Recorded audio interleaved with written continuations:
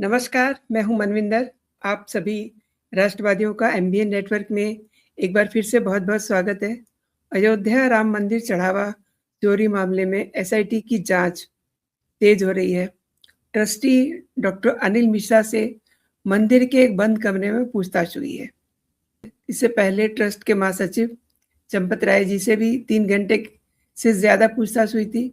अब उनके बयानों का मिलान करने और आरोपी लव कुश मिश्रा और अनुकल्प मिश्रा की नियुक्ति में ट्रस्ट पदाधिकारियों की भूमिका की भी जांच की जा रही है। इस मामले में कहीं कोताही नहीं बरती जा रही है, क्योंकि योगी बाबा जहां हैं वहां जांच की तरह होती है, दूध का दूध और पानी अलग। लेकिन अब लुटेरे भी सवाल उठा रहे हैं इस मामले में। अगर जांच ने तेजी पकड़ी है तो राजनीति भी तेज हो रही है। अरविंद केजरीवाल सीधे नाक घुसा रहे हैं। अखिलेश यादव ने तो गुरुवार को प्रेस कॉन्फ्रेंस करके कई बेतुके सवाल उठा दिए हैं। तो इसे समझते हैं कि सारा मामला किस ओर मुड़ रहा है, क्योंकि बाबा के बुलडोजर में तो तेल भर दिया गया है और टिन्नू यादव के करीबी के घर की ओर रुख हो गया है। आगे बढ़ने से पहले वीडियो को जल्दी से लाइक कर लीजिए, और अगर आपने अभी तक चैनल को सब्सक्राइब नहीं किया है तो चैनल भी सब्सक्राइब कर लीजिए। मेरे साथ देख रहे हैं आप, साथ वाली विंडो में जुड़ चुके हैं जयपुर से एकलव्य सिंह जी। एकलव्य भाई, बहुत बहुत स्वागत है। नमस्कार। मैम, आपको प्रणाम, दर्शकों को नमस्कार। एकलव्य जी, भगवान श्री राम करोड़ों लोगों की आस्था का केंद्र है, लेकिन अब राम का नाम सिर्फ श्रद्धा तक सीमित नहीं रहा। अब मंदिर राजनीति का सबसे बड़ा अखाड़ा बना हुआ है। और देखिए, अखिलेश यादव तो अब जो है कुछ से कुछ बातें कर रहे हैं, केजरीवाल बड़ी बड़ी बातें कर रहे हैं, और अखिलेश यादव ने तो कई मनगढ़ंत सवाल उठा दिए हैं। देखिए मैम, जिससे पहले कि अपन अभी क्या स्थिति है इस पे आए, मुझे लगता है कि आपके दर्शकों के लाभ के लिए एक छोटा सा बैकग्राउंड दे देता हूँ कि आखिर ये इशू हुई क्यों, इसको समझना चाहिए। ये इशू इसलिए हुई है कि जब प्रभु श्री राम का ये भव्य मंदिर बन के खड़ा हुआ, तो उससे जो एसोसिएटेड ट्रस्ट है, उसने जो वहां पे एम्बेजलमेंट ऑफ फंड्स कह लीजिए, या जिसे हम चंदा चोरी कह रहे हैं, वहां पे जो अनियमितताएं हुई हैं, उसको लेके ये सारा विवाद है। और अब देखिए, ये विवाद इतना बड़ा क्यों है कि इसको समझना चाहिए कि ट्रस्ट जो एक वर्ड है, सब इसका हिंदी में एक्चुअली मीनिंग विश्वास होता है, और उस विश्वास को ही चकनाचूर कर दिया।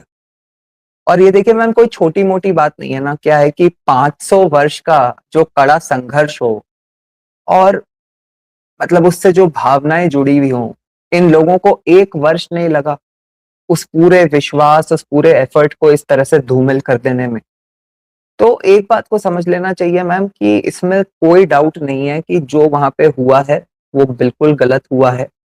किसी भी हिंदू की, किसी भी वेल मीनिंग हिंदुओं की, सनातनियों की इससे भावनाएं आहत हुई हैं, और होनी भी चाहिए। अब मैम देखिए, मुझे ऐसा लगता है कि जिनकी भावनाएं आहत हुई हैं, उसमें 3 प्रकार के लोग हैं। एक तो वो है मैम जो कि बहुत ही कट्टरता से अपनी विचारधारा से जुड़े हुए हैं। उन्हें कोई फर्क नहीं पड़ता वहां पे क्या हुआ है क्या नहीं हुआ है।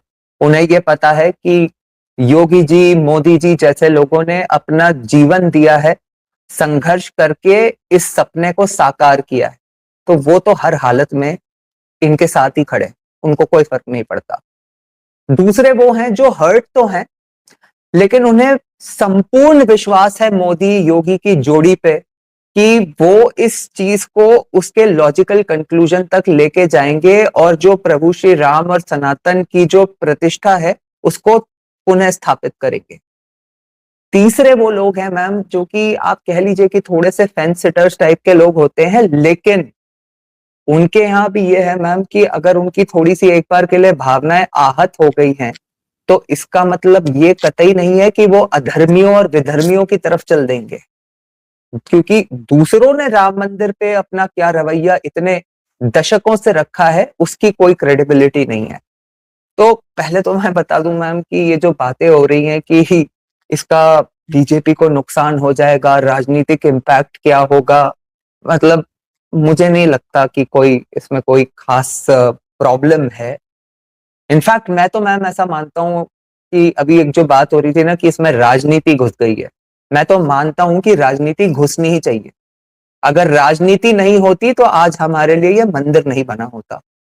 जब राजनीति होती है तो चाहे सरकार हो, चाहे जो मुद्दा हो, एक दबाव बनता है उस मुद्दे के लिए।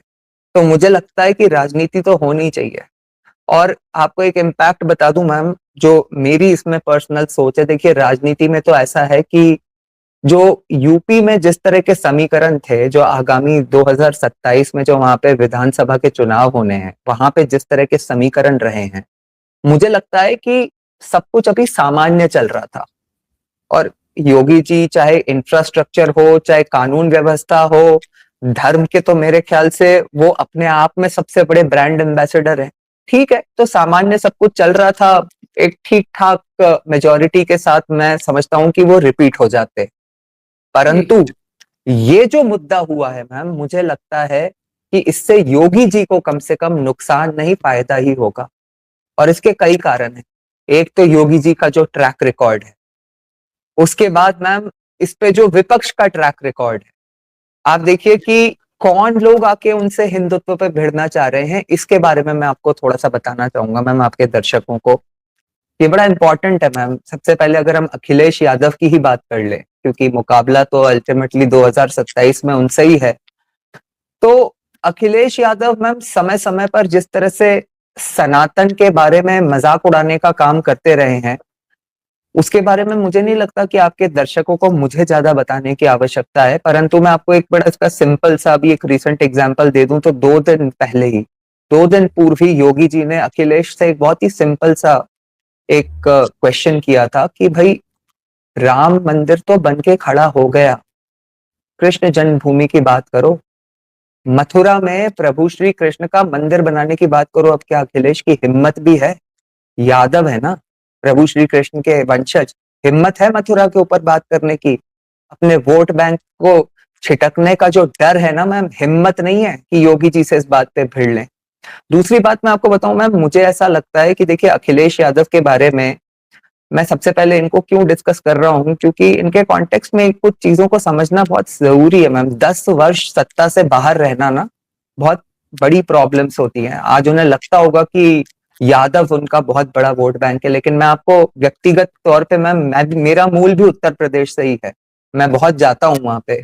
तो मुझे पता है मैम कि यादव जो होते हैं ना, वो बहुत धार्मिक लोग होते हैं, गौ सेवक होते हैं, गौ पूजक होते हैं, वेजिटेरियंस होते हैं मोस्टली। तो ये अखिलेश यादव से मैम आप बताइए कि यादवों को क्या मिला? ये यादव यादव की सरकार करते हैं, एमवाय समीकरण में यादव की ये बात करते हैं। इनके परिवार के बाहर इनने कौन से यादव को क्या बना दिया? आप मुस्लिम्स की बात कर लीजिए, कौन से मुस्लिम को इनने कोई बहुत बड़ा कोई कोई डिप्यूटी सीएम बना दिया क्या? कोई बड़ा मंत्रालय दे दिया क्या? तो मैम ये बातें गलत नहीं है कि जो लोग जमीन पे जाके इलेक्शंस का ट्रैकर चलाते हैं, वो बताते हैं कि बहुत सारी मुस्लिम महिलाएं हैं जो अब बोलती कुछ भी हो लेकिन बीजेपी की तरफ अट्रैक्ट होने लगी हैं। और मैम देखिए, सोचना पड़ेगा ना, जब 10 वर्ष 15 वर्ष आप सत्ता से बाहर रहने लगोगे, तो फिर आप प्रतिनिधित्व के लिए किसी की ओर तो जाओगे। आप देखिए ना, बंगाल में ममता जी के साथ क्या हुआ। कहने के लिए जो उनके सो कॉल्ड सबसे बड़े वोट बैंक थे, आज एक एक करके सब ताश के पत्तों की तरह ढेर हो गए ना। कोई उनकी तरफ देख तो क्या, उनको अंडे मार रहा है मैम, उनके खुद के लोग उनको छोड़ के निकल लिए। तो ये तो मैम अखिलेश यादव की स्थिति है। दूसरा मैम, इसी इकोसिस्टम के एक जो देश के सबसे बड़े वकील बताए जाते हैं, कपिल सिब्बल, आपने देखा होगा कि अभी उन्होंने इस चीज को लेके एक ट्वीट किया और इस मुद्दे के ऊपर उन्होंने काफी बोला भी कि राम मंदिर में डकैती हो गई है, ये हो गया वो हो गया। अब मैम इनका ट्रैक रिकॉर्ड देख लीजिए। ये बातें मैम कभी नहीं होती, पता है आपको? राम मंदिर को लेके जनता को क्लोजर हो चुका था, लेकिन अब उनको याद दिलाया जाएगा और याद दिलाया जा रहा है, और उनकी खुद की यादें भी ताजा हो रही हैं कि कपिल सिब्बल वो व्यक्ति है जो बैटरी ऑफ लॉयर्स को सुप्रीम कोर्ट में लीड करते थे और अपोज करते थे राम मंदिर का कंस्ट्रक्शन। यहां तक कि जब 2019 में वर्डिक्ट डिलीवर करने वाली थी सुप्रीम कोर्ट, तो कपिल सिब्बल ने कहा था कि अभी डिलीवर मत करिए, इलेक्शन आने वाले हैं और यदि आपने ऐसा किया तो मैं आत्मदाह कर लूंगा। ये ट्रैक रिकॉर्ड है मैम इन लोगों का।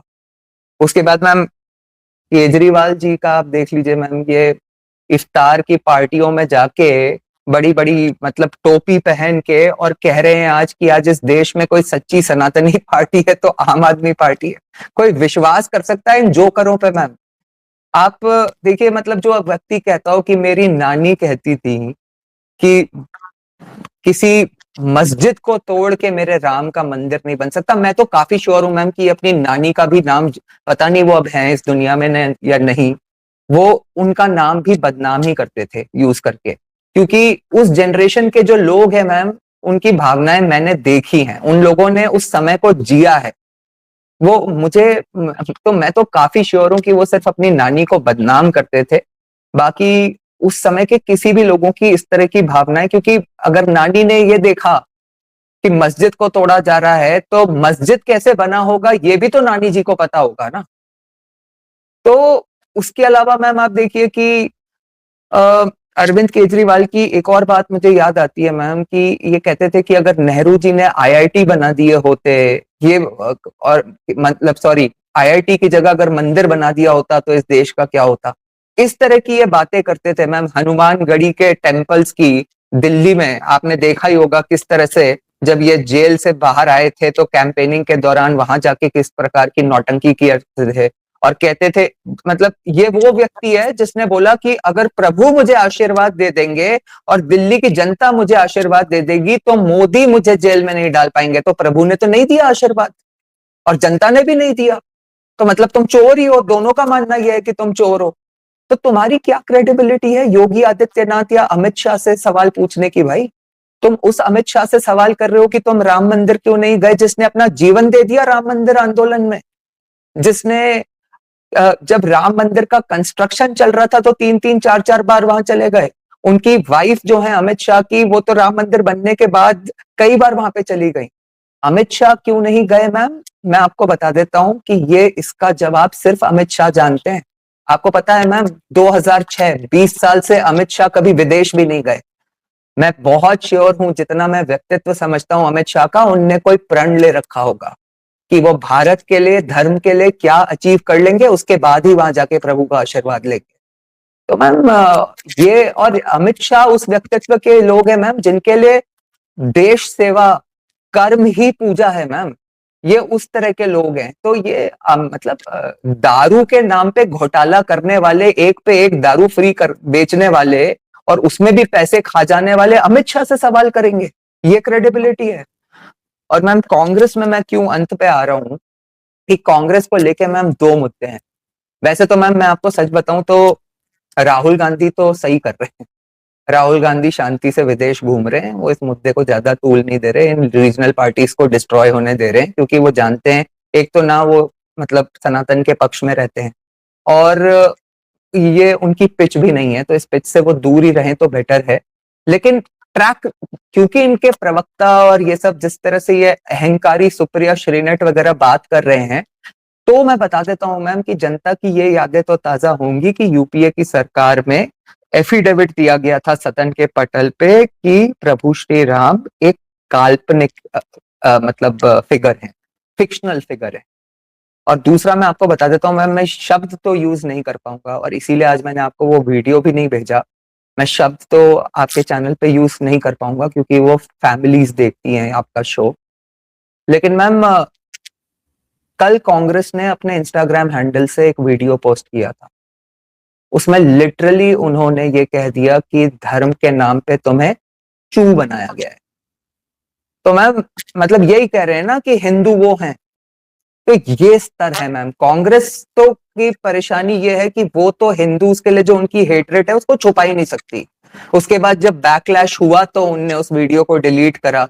लेकिन सोशल मीडिया का मैम जमाना है, 10 लोगों ने डाउनलोड कर लिया, 10 लोगों ने उसका स्क्रीनशॉट ले लिया, तो ये जो विपक्षियों का मैम जो अस्तित्व, और इस संदर्भ में मैम मैं एक और भी बात कहना चाहूंगा कि ये जो अहंकारी तरीके से जो विपक्ष वाले बीजेपी को इस मुद्दे पे अटैक कर रहे हैं, देखिए मैम मुझे ऐसा लगता है कहीं ना कहीं इस बात को समझना जरूरी है कि हमारी जो जनता होती है ना, उसको एरोगेंस यानी अहंकार पसंद नहीं होता मैम। और इसका सबसे बड़ा एग्जाम्पल है कि सोचिए कि जिस वर्ष में 2024 में भव्य राम मंदिर बन के खड़ा हुआ, उसी अयोध्या फैजाबाद कॉन्स्टिट्युएंसी के लल्लू सिंह, जिन्होंने इतना अहंकार दिखाया वहां पे, जिनकी इतनी नेगेटिव रिपोर्ट्स आती थी कि बीजेपी ने भी कई बार कंसिडर करा कि उनका नाम काट दिया जाए, लेकिन क्योंकि ठीक है मतलब अब जो भी समीकरण थे, फाइनली उनके बोर्ड का डिसीजन हुआ कि अभी जैसा है वैसा रहने दिया जाए। लेकिन उनकी एटीट्यूड की वजह से ऐसे वर्ष में जब राम मंदिर भव्य बन के खड़ा हुआ तो बीजेपी वो कॉन्स्टिट्युएंसी हार गई। तो मैम इन लोगों को समझ में नहीं आ रहा कि ये अहंकार दिखा रहे हैं ना, इस अहंकार से सिर्फ पुराने घाव ताजा होंगे और इससे बीजेपी को फायदा होगा, इनको कोई फायदा या बीजेपी को कोई घाटा नहीं होने वाला।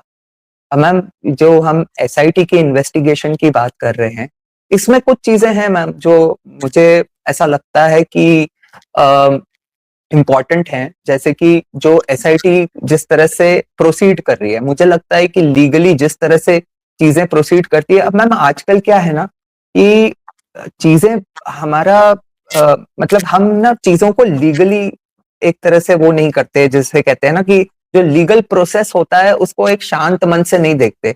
और इस ऐसा मतलब व्याख्या हुआ है वो भी राम मंदिर के साथ, तो वैसे भी इमोशनली हम ज्यादा चार्ज हो जाते हैं। तो हमें लगता है कि अरे ये छोटे छोटे लोगों को अरेस्ट कर लिया, सीधा चंपत राय को उठा के अंदर क्यों नहीं डाल दिया, ये क्यों नहीं कर दिया। देखिए मैम एक बात समझनी पड़ेगी कि चंपत राय जी को कोई डिफेंड नहीं कर रहा। चंपत राय जी ने जो भी किया है प्राइमा फेसी गलत ही किया है। मुझे नहीं पता वो स्वयं इन्वॉल्व हैं एम्बेजलमेंट ऑफ फंड्स में या नहीं है, लेकिन ये सच है कि उनकी जिम्मेदारी थी कि ये नहीं होना चाहिए था, उनके संरक्षण में हुआ है, तो जो हुआ है वो गलत हुआ है और उसके लिए उनकी जवाबदारी बनती है। तो इसमें तो कोई डाउट ही नहीं है कि चंपत राय जी अकाउंटेबल हैं।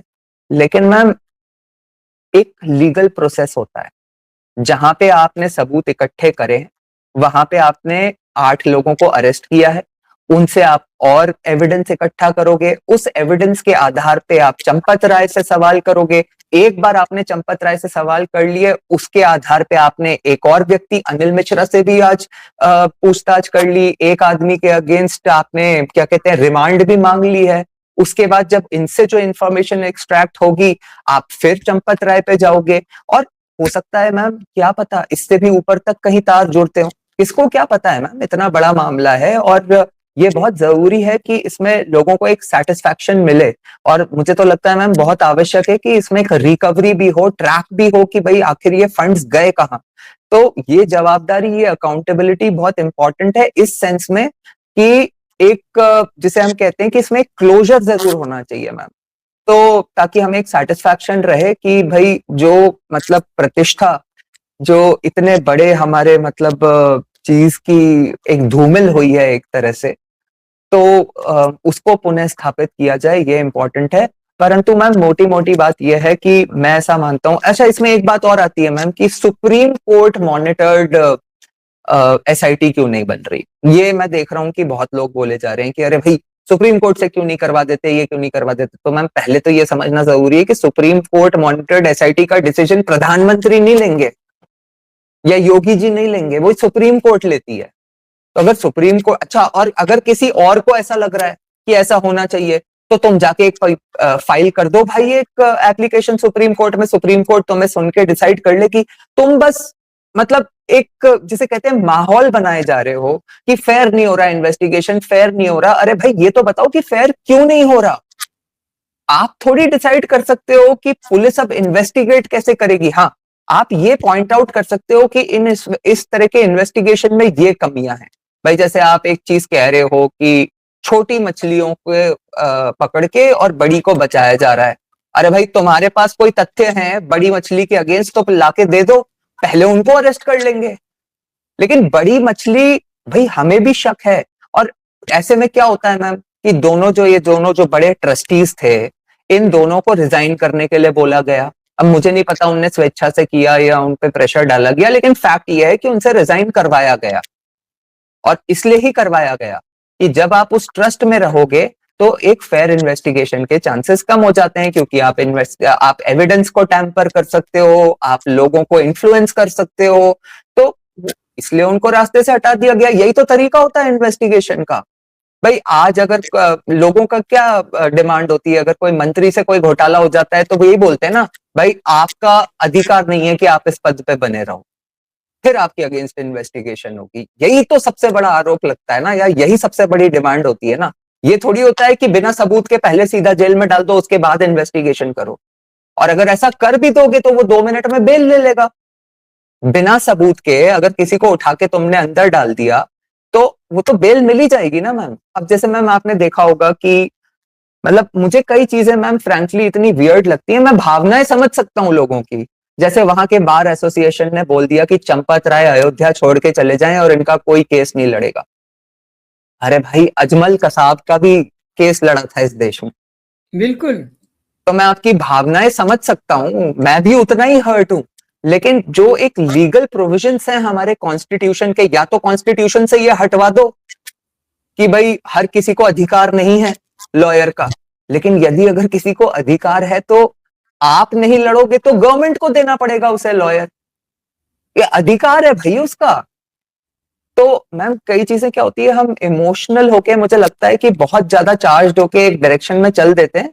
लेकिन मुझे ऐसा लगता है कि जब योगी जी ने एक बड़ी अच्छी बात कही थी मैम, जिस दिन ये घटना उजागर हुई तो उसके जैसे ही वो एसआईटी योगी जी ने इमिडिएटली फॉर्म करके, तो जब एसआईटी की रिपोर्ट अवेटेड थी तो योगी जी ने एक बहुत अच्छी बात बोली थी मुझे। जबकि योगी जी को मैम एक लोग बहुत दृढ़ और एक आक्रामक नेता की तरह से जानते हैं, लेकिन योगी जी ने उस दिन एक बहुत अच्छी बात कही कि भाई हमने इतनी मेहनत करी है, 500 वर्ष का कड़ा संघर्ष किया है ना, तो 15 दिन और रुक जाते हैं, सब कुछ स्पष्ट बिल्कुल। हो जाएगा, सब कुछ सामने आ जाएगा, एसआईटी आ जाएगी, एसआईटी की रिपोर्ट आ जाएगी उसके आधार पे। और वही उन्होंने किया मैम, जो रिपोर्ट आई उसके आधार पे अरेस्ट कर लिया। अब वो मैम देखिए, ये तो मैं मानता हूं कि ये तो Yogi ji, Modi ji, BJP, VHP, RSS जो भी है, ये तो राम मंदिर से ज्यादा इनकी प्रतिष्ठा का सवाल है मैम।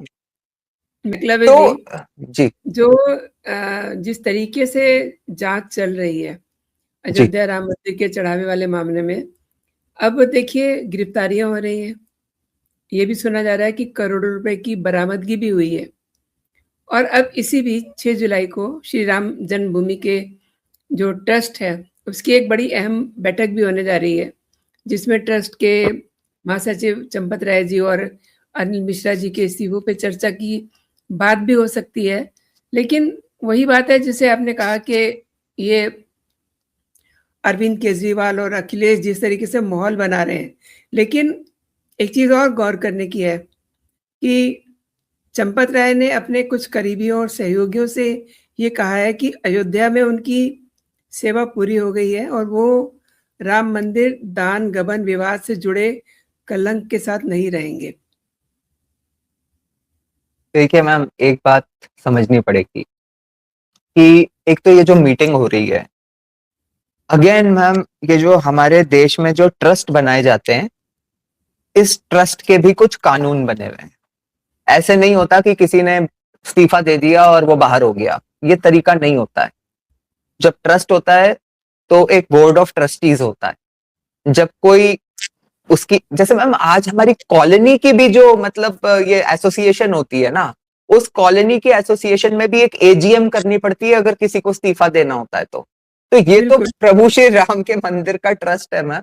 तो वहां पे यदि अगर किसी ने इस्तीफा दिया है तो जो नेक्स्ट डिसाइडेड बोर्ड मीटिंग होती है, उस बोर्ड मीटिंग में उसको एक्सेप्ट कर लिया जाता है, उस पर डिसीजन ले लिया जाता है। लेकिन सच ये है ना कि उनने इस्तीफा दे दिया, इस्तीफा अपनी तरफ से इस्तीफा दे दिया है। अब चाहे उन्हें बोला गया हो, चाहे उन्हें स्वेच्छा से दिया हो, लेकिन इस्तीफा उन्होंने अपनी तरफ से हैंड ओवर कर दिया है, इससे दूरी बना ली है और हो जाएगा जो इसमें होना है।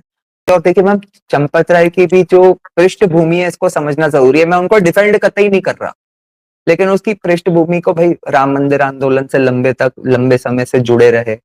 अब मैम लेकिन मैंने उनके बारे में, चंपत राय जी के बारे में एक जो हमेशा से अपने, ये मेरा व्यक्तिगत आकलन है, मतलब मैं ना तो उनको पर्सनली जानता हूँ, ना मतलब कोई मैंने उनके पर बहुत डीप रिसर्च किया है, लेकिन जितना भी मैंने उनको ऑब्जर्व करा है, उनमें एक नेचुरल एरोगेंस दिखाई देता है। मैंने हमेशा से ये ऑब्जर्व करा है। मतलब मैं ऐसा मानता हूँ कि मैम सार्वजनिक जीवन में जो लोग होते हैं ना, उनको मतलब बहुत विनम्र होना चाहिए, मतलब बहुत जितना हो सके होना चाहिए। अब ठीक है, अब जीवन में सबकी अपनी अपनी परिस्थितियां होती हैं, कई कारण होते हैं, कई लड़ाइयाँ लड़ी होती हैं, जगह जगह का अपना कल्चर होता है। तो मैंने ऐसा पाया मैम कि चंपत राय जी जैसे लोगों के साथ क्या होता है कि जब इस तरह की कोई घटना हो जाती है या होना शुरू होती है जब, तो सबसे पहले तो उनके लिए एक्सेप्ट करना बहुत मुश्किल होता है कि मेरे अंडर कुछ ऐसा हो रहा है और ऐसा कुछ हो सकता है और मेरी क्रेडिबिलिटी धूमिल हो सकती है। फॉर एग्जाम्पल, और मैम मैं इसको ना तथ्यों के साथ जोड़ के बोल रहा हूँ। अब आप सोचिए कि मैम उनको पता चला कि भाई किसी ने गड़बड़ कर दी है, तो उन्होंने जाके वहां पे पैसे की खुद ही बरामदगी करवा दी। अरे ये आपका काम थोड़ी है भाई, ये पुलिस का काम है। आपको एक एफआईआर लॉन्च करनी चाहिए थी, लोकल थाने को कांटेक्ट करना चाहिए था, वहां पे जाके उसको पकड़वाना चाहिए था। आपको समझना पड़ेगा कि कोई प्रोफेशनल ट्रस्ट, ऑथराइज्ड मतलब रजिस्टर्ड ट्रस्ट जो है, वो कोई परिवार की तरह थोड़ी चल सकता है मैम। मेरे परिवार में मुझे पता चल जाए कि मेरी बेटी ने मेरी वाइफ के पर्स में से पैसे निकाल के कहीं पे रख लिए, तो मैं एक बार के लिए उस छोटी बच्ची को जाके बोल दूं भाई कि ये देखो तुमने गलत करा है, मम्मी को वापस दो और आगे से नहीं होना चाहिए। क्योंकि मैम देखिए, चंपत राय जी का भी अगर आप बैकग्राउंड देखोगे, उनका भी कोई परिवार है नहीं, बड़ा साधारण सा जीवन जीते हैं। तो मुझे ये तो नहीं समझ में आ रहा कि मतलब वो कोई खुद के लिए वेल्थ इकट्ठा करना चाह रहे होंगे, मतलब जीवन के जिस पड़ाव पे भी हैं वो। बट यू नेवर नो कि मैम आगे किससे, तो इन्वेस्टिगेशन तो एक मतलब डीप इन्वेस्टिगेशन प्रॉपर होनी चाहिए। लेकिन मैं समझता हूँ मैम कि जो मुझे अभी तक दिखाई दे रहा है, और देखिए मैम मैं एक और भी चीज मानता हूँ। मैं ऐसा मानता हूं कि हमारी सरकार ने ये लोग इतना संविधान संविधान करते हैं, तो जो संविधान ने जो हमारी संवैधानिक प्रक्रियाएं निर्धारित करी हैं, मुझे लगता है कि इन्वेस्टिगेशन वैसे ही होनी भी चाहिए। परंतु मुझे संपूर्ण विश्वास है मैम, मोदी जी, योगी जी जैसे लीडर्स पे, जिन्होंने अपना जीवन इस देश को धर्म मान के दिया है, कि वो इसको इसके लॉजिकल कंक्लूजन तक लेके जाएंगे। प्रभु श्री राम की प्रतिष्ठा तो कभी कम हो भी नहीं सकती, लेकिन उनसे जुड़े इस मंदिर के ट्रस्ट की जो प्रतिष्ठा कम हुई है, उसको पुनः स्थापित करेंगे और सब कुछ वापस ठीक होगा। एकलव्य जी, आपने मेरे शो के लिए समय निकाला, मेरे दर्शकों के लिए समय निकाला और महत्वपूर्ण जानकारी आपने शेयर की है। बहुत-बहुत धन्यवाद आपका। जय हिंद, जय भारत। तो जय श्री राम मैम। जय श्री राम।